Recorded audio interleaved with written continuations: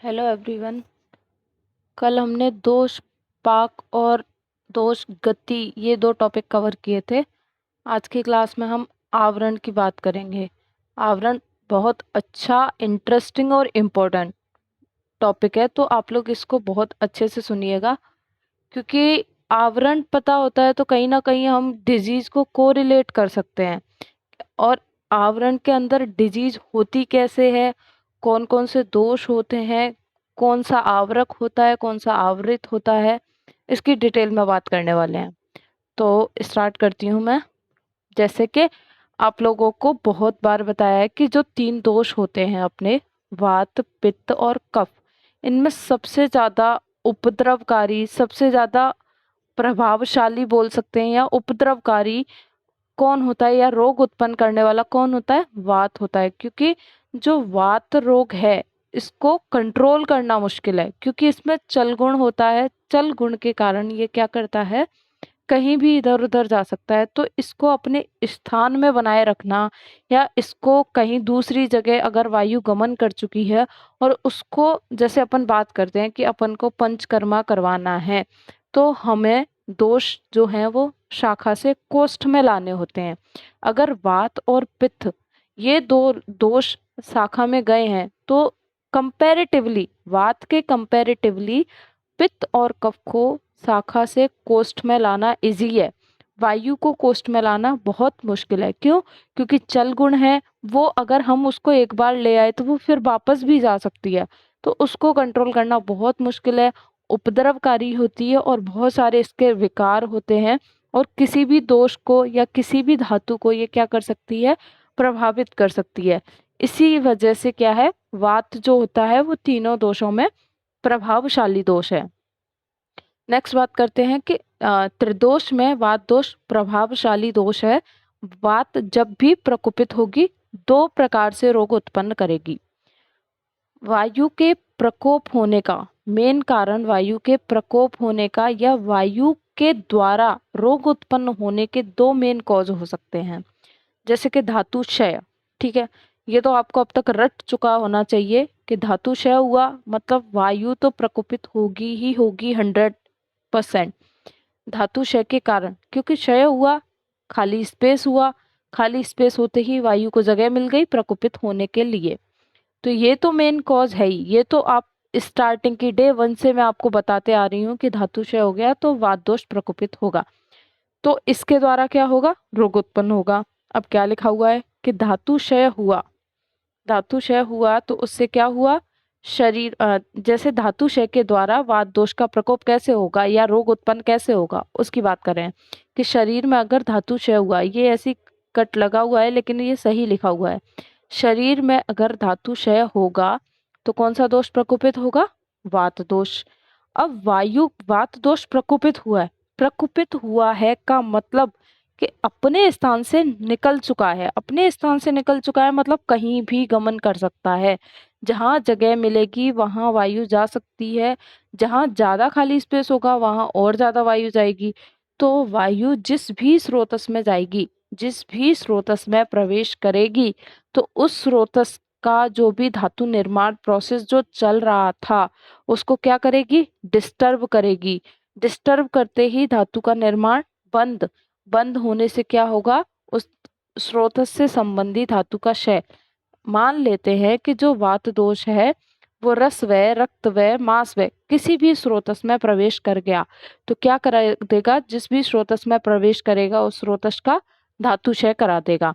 ये काम करेगा वात दोष, ये सारे काम होंगे। तो अल्टीमेटली हो रहा क्या है कि स्रोतस में अगर शरीर में धातु क्षय की कंडीशन बनी हुई है, या हम ऐसे निदानों का सेवन कर रहे हैं जिससे धातु क्षय हो रहा है, तो और क्या होगा, वात दोष का प्रकोप होगा। वात दोष के प्रकोप होने से वो अल्टीमेटली धीरे धीरे सारी धातुओं का क्षय करा देगा, और जैसे ही धातु का क्षय बढ़ा, वायु वात दोष और से और ज्यादा प्रकोपित होता रहेगा। फिर नेक्स्ट बात करते हैं जो है इस टॉपिक से रिलेटेड, आवरण के द्वारा। आवरण के द्वारा वायु कैसे प्रकोपित होती है, अब थोड़ा सा समझना है इसको अच्छे से। कि मान लो वात दोष प्रकोपित है ऑलरेडी बॉडी में, मान लेते हैं कि वायु प्रकोपित है।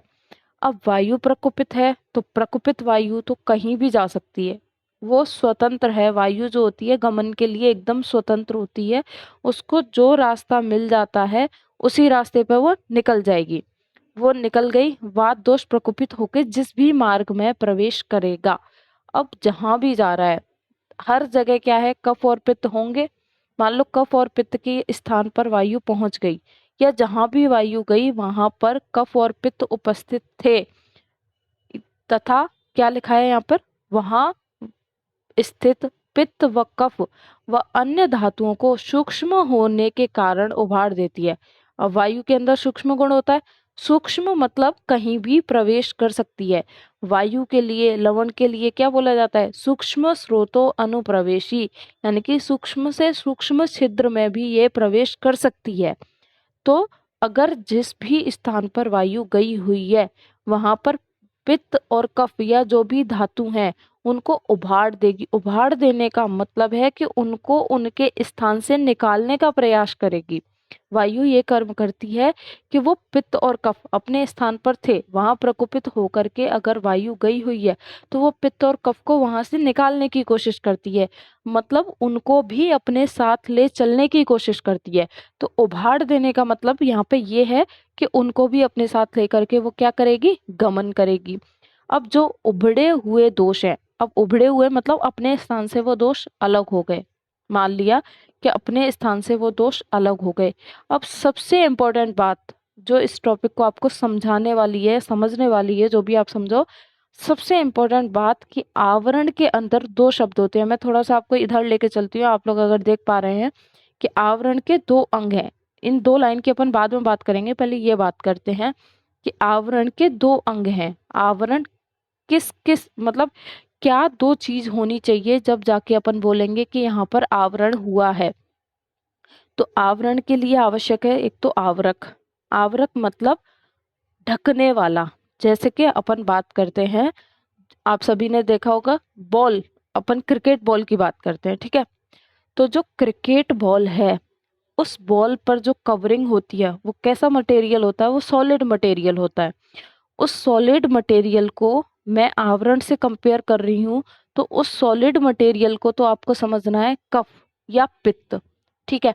अब जब वो क्रिकेट की बॉल है तो बॉल को आपको अंदर से समझना है हॉलो, अंदर से बॉल हॉलो है, ऊपर सॉलिड कवरिंग है, ठीक है। या फिर बलून समझो, बलून है, बलून के अंदर एयर होती है और ऊपर से वो जो कवरिंग है वो कफ और पित्त है।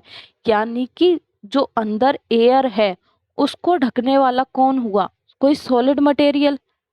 जस्ट एग्जाम्पल के तौर पर बात कर रही हूँ, उसको ढकने वाला कौन हुआ, क्योंकि एयर, जैसे कि अपन ये बात नहीं कर सकते कि सॉलिड मटेरियल अंदर है और एयर ऊपर है, ऐसा तो कभी नहीं हो सकता। क्योंकि अगर एयर कवर करने वाली हुई वो बात अलग आएगी, जब अपन इसके भेद पढ़ेंगे तब हाँ अपन अलग बात करेंगे। लेकिन ऐसा बहुत रेयर होता है कि जो एयर है वो कफ पित्त को कवर करे। कफ पित्त यानी कि सॉलिड मटेरियल को एयर कवर नहीं कर सकती, क्योंकि एयर तो वही क्या है, उसका फैलने का गुण होता है, वो एक जगह नहीं रह पाएगी, फैलने वाला गुण होता है, प्रसारी गुण होता है। तो कवरिंग कैसी हुई, अगर ऊपर एयर हुई तो वो तो कहीं भी जा सकती है, फिर कफ और पित्त तो अलग रह ही जाएंगे। लेकिन यहाँ पर क्या बोल रहा है कि आवरक क्या होगा, ढकने वाला। तो मैं इतना सारा आपको इसलिए बता रही हूँ कि हमेशा ढकने वाला कौन होगा, कफ और पित्त होगा। वायु अंदर रहेगी, कफ और पित्त बाहर रहेंगे, यानी कि हमेशा कवर किसको किया जाएगा, वायु को। किसके द्वारा, कफ और पित्त के द्वारा। हमेशा वायु ही अंदर रखनी है। हम इसके 42 भेद पढ़ने वाले हैं अगले पेज पर।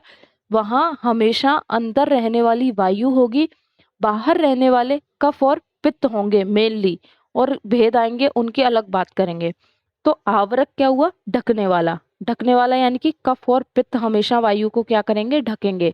और आवृत जिसको ढका जाए, जैसे कि वो सॉलिड बॉल है, उसके अंदर जो एयर है उसको ढका किसने है, कफ और पित्त ने। तो आवृत कौन हुआ, वायु। जिसको ढका जाए या आच्छादित किया जाए, जिस पर कवरिंग की जाए, वो तो हुआ आवृत। और जिसको जो ढकेगा, जो कवरिंग करेगा, वो क्या हुआ, आवरक। तो आपको क्लियर होनी चाहिए दोनों टर्म कि आवृत क्या है और आवरक क्या है। और आवृत और आवरक ये दोनों मिलके क्या कहलाते हैं, आवरण। यानी कि आवरण होने के लिए इन दोनों का होना बहुत जरूरी है। किसका, आवरक का, जो कि ढकेगा, और आवृत जिसको ढका जाएगा। आवृत हमेशा वायु होगी। आवरक कफ पित्त वायु मल कोई भी हो सकता है। अब वायु मैंने क्यों बोला है वो भेद मैं बताऊंगी मैं आपको कि मैं क्यों बोल रही हूँ। ठीक है, अभी वापस ऊपर आते हैं। तो यह उभड़े हुए दोष वायु को आवृत कर, अब आपको समझ में आ गया, आवृत क्या होगी, हमेशा वायु होगी। अब वायु अगर आवृत हो जाएगी तो जो रोग उत्पन्न होंगे उनको क्या बोल दिया, आवरण जन्य व्याधि। तो वायु अगर आवृत हो जाएगी तो वो क्या करेगी, अंदर ही वो फड़केगी, वो गमन नहीं कर पाएगी। तो गमन नहीं कर पाएगी तो उस प्रकार से दोष उत्पन्न होंगे, उन दोष को क्या बोल दिया, आवरण जन्य व्याधियां। आवरण का ज्ञान, दोष की क्षय वृद्धि के अतिरिक्त, जैसे अपन पहले बात कर चुके हैं कि अगर दोष का क्षय हुआ है तो क्या देखने को मिलेगा, दोष की वृद्धि हुई है तो क्या देखने को मिलेगा। तो कहने का मतलब ये है कि पैथोलॉजी में ऐसा ही नहीं है कि दोष के क्षय होगा तो ही रोग होगा, दोष की वृद्धि होगी तो ही रोग होगा। इसके अलावा एक, जो अगर आवरण भी हुआ है किसी दोष पर, किसी दोष का अगर आवरण भी हुआ है तो भी क्या होगा, रोग उत्पन्न होगा। तो इतना सा ही मतलब है कि इन दो के अलावा भी और कोई प्रकार से डिजीज उत्पन्न हो सकती है, वो है आवरण। अब आवरण का मतलब क्या है, निरुक्ति। आवरण का मतलब है ऑब्स्ट्रक्शन, अवरोध, गति निरोध। अब गति निरोध किसके लिए बोला है, गति निरोध आया है वायु के लिए, क्योंकि वायु में ही है मेनली गति का गुण।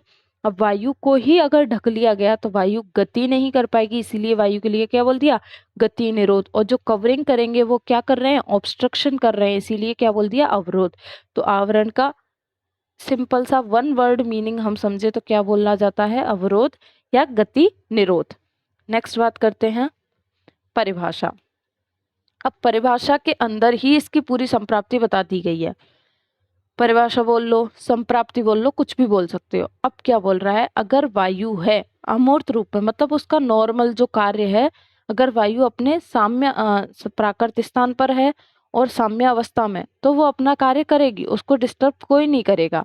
ठीक है, यदि इस वायु को वात, पित्त, कफ, धातुएं और मल, या तो कोई भी कवर कर सकता है, वायु को वायु भी कवर कर सकती है, वायु को पित्त कवर कर सकता है, वायु को कफ कवर कर सकता है, वायु को धातुएं कवर कर सकती हैं, वायु को मल भी कवर कर सकता है।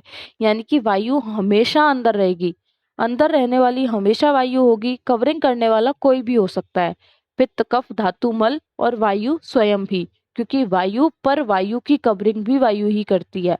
जैसे कि भेद पढ़ेंगे कि जो प्राण वायु है उस पर उदान वायु की कवरिंग या व्यान वायु की कवरिंग, वो भेद के अंदर आएगा। तो यदि इस वायु को वात, पित्त, कफ और धातुएं और मल आदि इनमें से कोई एक ढक देता है, यानी कि ये आवृत हो गई और दूसरे क्या हो गए, आवरक। तो ढकी हुई वायु का मार्ग अवरोधित, जैसे अभी बात बोली थी कि गति निरोध हुई या अवरोध हुआ, वो किसके लिए बोला जा रहा है, वायु के लिए। तो जो वायु अंदर ढकी हुई है उसका मार्ग क्या हो जाएगा, अवरोधित हो जाएगा। अवरोधित होने के कारण वायु के कार्य में क्या हो जाएगा, अवरोध उत्पन्न हो जाएगा। यानी कि वायु के जो कार्य थे, जो सामान्य कर्म थे, वो भी नहीं पॉसिबल हो सकते, क्योंकि वायु तो अंदर कवर हुई रखी है। अगर वो वायु गति कर सकती थी, वायु अपना सामान्य जो कार्य था वो करा सकती थी, तभी वो कार्य हो सकते थे। लेकिन वायु तो किसी दूसरे दोष बोलूं, दूष्य बोलूं और मल, इनके अंदर क्या हो रखी है, कवर हो रखी है, तो वायु अपना सामान्य कार्य नहीं करेगी। तो जिस वात को ढका जाता है, अब वात कितनी है, 5 प्रकार की हैं, प्राण, अपान, उदान, समान, व्यान। ये सारी जिस भी वायु को ढका जाएगा उसे क्या बोलेंगे, आवृत बोलेंगे। यानी कि 5 में से कोई भी वायु आवृत हो सकती है, किसी भी प्रकार की वायु पर आवृत जो है आवरक आ सकता है। तो आवृत वायु का मार्ग अवरोधित होने से उसके कार्य में क्या होगी, हानि, क्योंकि वायु तो अंदर है तो उसके कार्य में क्या हो जाएगी, हानि। जैसे कि मान लेते हैं प्राण वायु को जो है प्राण वायु पर आवरण हुआ, प्राण वायु को अंदर आवरक ने ढक लिया, तो प्राण वायु का जो कार्य है उनके अंदर क्या हो जाएगी, हानि हो जाएगी। ठीक है, ये एक तो बात ये रही। दूसरा, जिस दोष के द्वारा, अब कवरिंग करने वाला तो कोई दूसरा होगा, ठीक है, या तो वो खुद वात हो सकती है, या पित्त हो सकता है, कफ हो सकता है, या मल हो सकता है। तो जिस दोष या दूष्य के द्वारा उसका आच्छादन किया जाएगा, मेनली क्या होते हैं, दोष ही होते हैं आच्छादन करने वाले। धातु और मल का तो नाम ले दिया जाता है, लेकिन दोष ही करते हैं। जब भेद पढ़ेंगे तो उसमें दोष ही आएंगे, धातु भी आएंगी। तो जिस दोष के द्वारा आच्छादन किया जाता है यानी कि कवर किया जाता है, उसे क्या बोल दिया, आवरक बोल दिया। और जिस दोष द्वारा आवरण बनाया जाता है, यानी कि जो ऊपर कवरिंग करेगा, उसके कार्य में तो क्या देखने को मिलेगी, वृद्धि मिलेगी। और जो अंदर है उसके कार्य में क्या देखने को मिलेगी, हानि। तो सिंपल सी बात, वायु हमेशा अंदर रहेगी तो वायु के कार्य में तो क्या हो जाएगी, हानि। और जो बाहर रहेगा, जो कवर करेगा, उसके कार्य में क्या हो जाएगी, वृद्धि दिखाई देने को मिलेगी। सिंपल सी लैंग्वेज में ये बात हुई, यानी कि आवृत के कार्य की हानि और आवरक के कार्य की वृद्धि होगी। सिंपल समझ में आया होगा आप लोगों को। अब बात करते हैं इन दोनों में अंतर क्या होता है, यानी कि आवृत क्या है और ये जो यहाँ पर आवरण लिखा हुआ है, इसको आप करेक्ट कर लीजिएगा। ये आवृत है, वो आवरक होगा यहाँ पर, आवरक, ठीक है। आवरक और आवृत में अपन अंतर की बात करते हैं। तो आवरक आपको क्लियर होगा, आवरक क्या है, जिसको अंदर ढका जाता है, उसको क्या बोल दिया, आवृत बोल दिया। और जो ढकेगा, जो कवर करेगा, जो अवरोध उत्पन्न करेगा, वो क्या हो गया, आवरण हो गया, सॉरी आवरक हो गया। फिर उसके बाद बात करते हैं आवृत। जैसे मैं बोल चुकी हूँ आपको कि आवृत जिसको कवर किया जाएगा वो हमेशा वायु होगी। तो आवृत सदैव वात या वात का कोई भेद, मतलब जो 5 प्रकार की वायु है उनमें से कोई भी वायु हो सकती है, लेकिन आवृत हमेशा वायु ही होगी। अब बात करते हैं कि जो भी आवृत होगा उसके कर्मों में क्या देखने को मिलेगी, हानि। यानी कि उसके जो भी नॉर्मल फंक्शनिंग थी वो कम हो जाएगी। जैसे वाक प्रवृत्ति हुई या फिर मूवमेंट हुआ, जो भी कार्य हैं, श्वसन गति हुई, वो सारी क्या देखने को मिलेगी, उनके कर्मों में हानि। नेक्स्ट बात करते हैं कि आवरक। अब चिकित्सा की बात आती है कि इसमें अपन को ट्रीटमेंट का मेथड क्या रखना है। तो ट्रीटमेंट का मेथड हमेशा आवरण के अंदर क्या रखा जाता है, हमको चिकित्सा करनी है। जैसे कि आपने सुना होगा, एक तो दोष होता है प्रधान, एक दोष होता है अनुबंधी। यानी कि जिस भी अपन द्वंद्वज डिजीज की बात करते हैं कि कोई विकार है, वो वात कफज है। जैसे गुल्म की बात करूं मैं, गुल्म है, मेनली होता किसकी वजह से है, प्रधान दोष कौन होता है गुल्म के अंदर, वात होती है। लेकिन अगर जैसे उसके भेद आते हैं, वातज गुल्म, पित्तज गुल्म, कफज गुल्म, तो वो दोष तो क्या हो जाते हैं, उसके साथ अनुबंधी हो जाते हैं। लेकिन प्रधान हमेशा गुल्म के अंदर वात रहता है। तो उसमें अपना जो चिकित्सा सिद्धांत है वो क्या रहता है कि पहले हमेशा प्रधान की चिकित्सा करो। जब भी प्रधान की चिकित्सा की जाती है तो अनुबंधी क्या होता है, स्वतः ही ठीक हो जाता है। ऐसा चिकित्सा सिद्धांत बताया गया है। तो इसके अंदर, आवरण के अंदर भी हमें यही रखना होता है कि आवरक जो ऊपर कवर कर रहा है, पहले उसकी चिकित्सा करनी है। अगर वो ठीक हो गया तो वायु तो, अब अगर वो ठीक हो गया, उसने वायु की कवर, वो वहां स्थान से गमन कर चुके हैं, तो जो वायु है वो तो अपने आप ही बाहर निकल जाएगी। जैसे कफ और पित्त का आवरण था वायु पर, तो कफ और पित्त की हमने चिकित्सा कर दी, वो वहां से हट गए उस स्थान से, तो वायु तो स्वतंत्र हो जाएगी गमन के लिए। तो वायु की तो चिकित्सा करने की अपन को आवश्यकता हुई नहीं, यानी कि वो तो बिना चिकित्सा के ही ठीक हो गया। तो कुल मिला के बात इतनी है कि आवरक की चिकित्सा करने से आवृत स्वतः सम स्थिति में आ जाता है।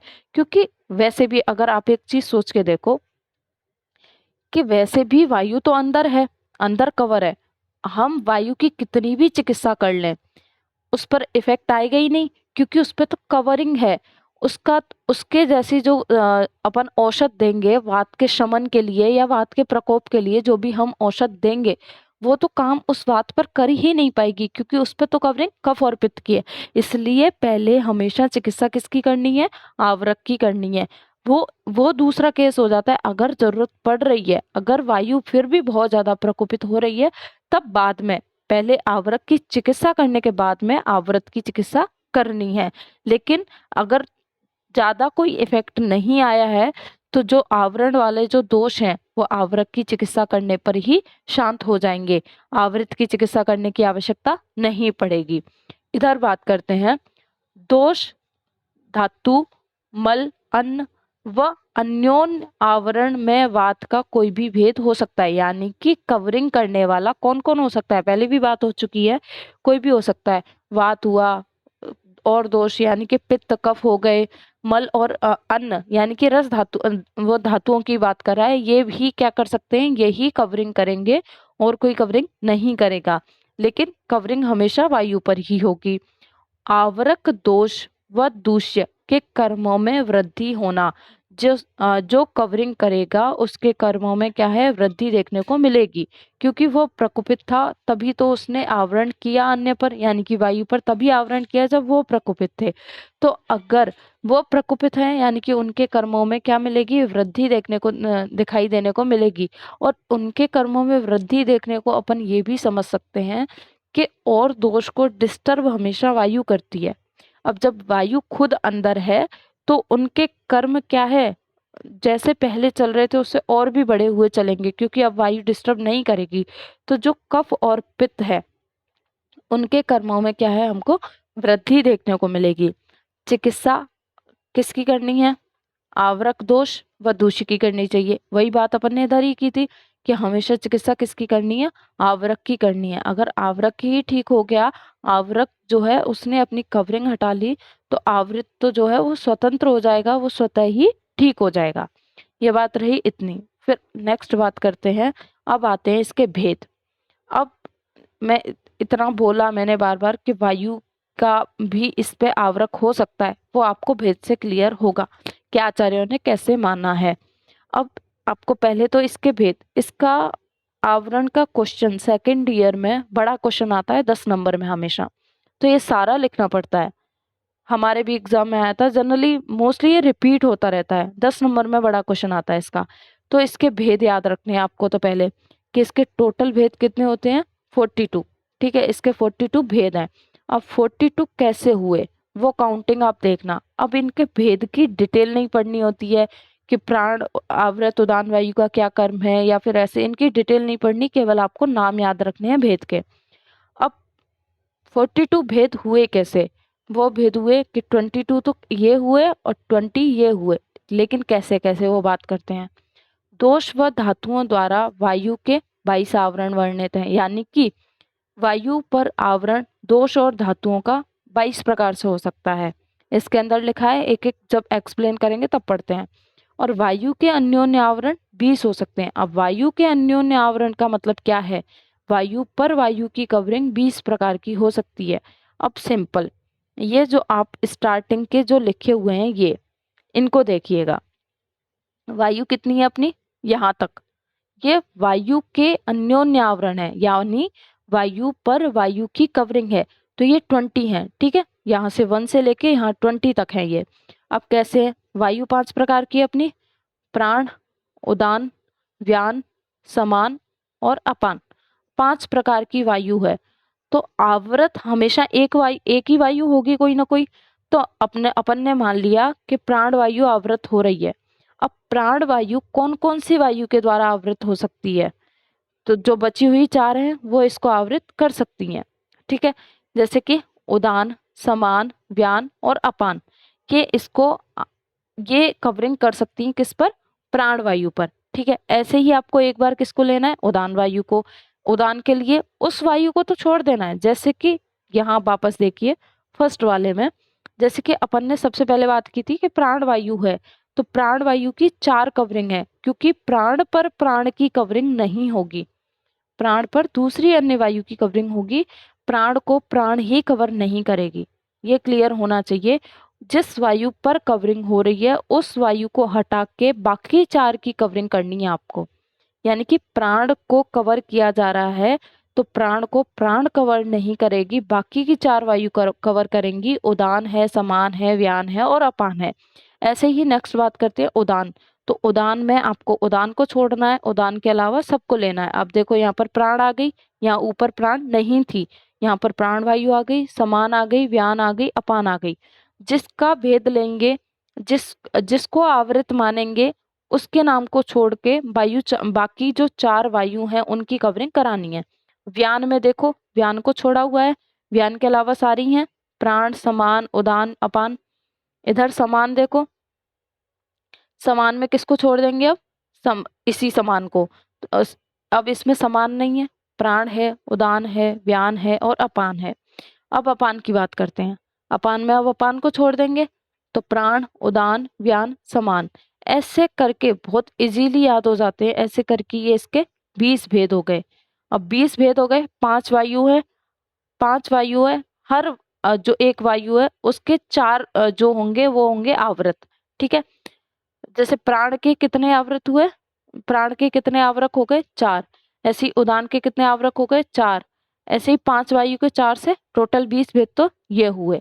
ठीक है, फिर उसके बाद बोल दिया, जैसे सेकंड नंबर जो पॉइंट लिखा था यहाँ पर ये वाला, इसमें क्या बोल रहा है कि वायु के अन्योन्य आवरण कितने हैं? 20। तो 20 तो ये कंप्लीट हो चुके। अब बचे कुछ 22 कैसे कंप्लीट करने हैं वो देखते हैं। अब बचे कुछ जो 22 हैं उनमें बात करते हैं। अब क्या करना है? पित्त और कफ आवृत करेगा। अब आवृक हमेशा वायु ही होगी। ठीक है,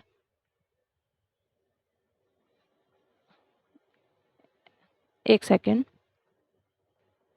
हाँ, आवृत हमेशा वायु ही होगी। तो इसमें देखना 22 पर, अब पित्त आवृत, पित्त आवृत करेगा किसको? पित्त आवृत करेगा किसको? प्राणवायु को। कफ आवृत करेगा प्राणवायु को।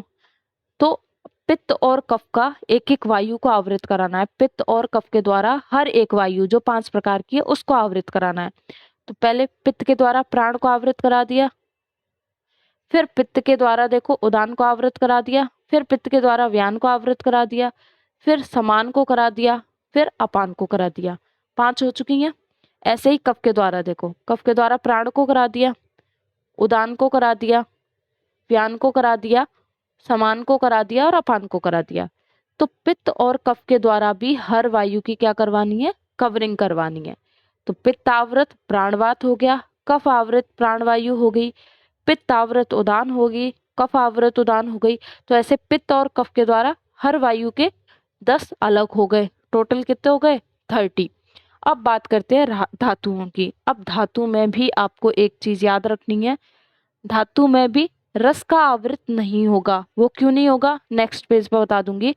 अब रक्त से स्टार्ट करना है। ठीक है, तो रक्त आवृतवात होगी। अब धातु, क्योंकि हमने यहाँ भी पढ़ा था कि धातुओं के द्वारा भी वायु पर क्या होगी? कवरिंग होगी। तो रक्तावृतवात। ऐसे ही आगे सारी धातुओं का कराना है। मांस आवृत, मेद आवृत, अस्थि आवृत, मज्जा आवृत और शुक्र आवृत, ये इनकी हो गई। तो टोटल कितने हो चुके हैं? 36। अब नेक्स्ट देखना, सर्व धातु। एक जो होगा, एक भेद होगा, वो सभी धातुओं का होगा। अब मैं आपको बताती हूँ कि रस को क्यों नहीं लिया। रस किससे बना? अन्न से बना। अब अन्न का आवृत मान लेने के कारण यहाँ पर आचार्यों ने रस को नहीं माना। रस और अन्न को इक्वल मान लिया। जिन आचार्यों ने आवरण का सिद्धांत दिया उन्होंने रस और अन्न को इक्वल मान लिया, इसलिए इन्होंने रस नहीं दिया, इसीलिए यहाँ पर अन्न आवृतवात लिख दिया। ठीक है, फिर एक इन्होंने बोल दी सर्व धातु आवृतवात। अब देखना, यहाँ पे पित्त अपन ने देखा था कि पित्त ने हर प्रकार की वायु को कवर किया था, तो हमने वो भेद के अकॉर्डिंग लिखा था। लेकिन एक भेद आपको लिखना है, पित्तावृत वात, जिसमें वात का कोई भेद एक्सप्लेन नहीं करना है, किसी भेद का नाम नहीं लिखना है, केवल वात लिखना है। पित्तावृत वात, कफावृत वात। फिर लिखना है, क्या क्या देखा था? वात, पित्त, कफ, धातु, मल। तो मल कौन कौन से हो गए? मूत्रावृत और वर्चस्वव्रत, यानी कि मल आवृत। मूत्र और मल दोनों के द्वारा भी क्या होगा? वायु का आवरण होगा। तो ऐसे करके 42 भेद हो जाते हैं। अगर आपको भेद में कोई भी कंफ्यूजन हो तो आप एक बार पूछ लीजिएगा। बाकी ये बहुत इजीली याद हो जाते हैं। वो ऐसे कि 20 तो डायरेक्ट वायु के हो जाते हैं, फिर कफ और पित्त के हर प्रकार की वायु पर हो जाते हैं। कितने? 10 ये हो गए। लेकिन अभी जो देखे अपन ने पित्तावृतवात और कफावृतवात, वो 2 हो जाते हैं। स्टार्टिंग अन्न से करना, रस को नहीं लेना है तो अन्नावृतवात हो जाएगी, और फिर रस के बाद आपको सारी धातुओं का स्टार्ट कर देना है। फिर सभी धातुओं का लिख देने के बाद एक भेद आता है सभी धातुओं का आवृतवात। फिर मल का आवृत और मूत्र का आवृत, ऐसे करके टोटल 42 भेद हो जाएंगे। फिर उसके बाद आता है आवरण का निदान। तो इसके लिए टाइम कम हो जाएगा, तो आप एक बार वापस ज्वाइन कीजिए सभी।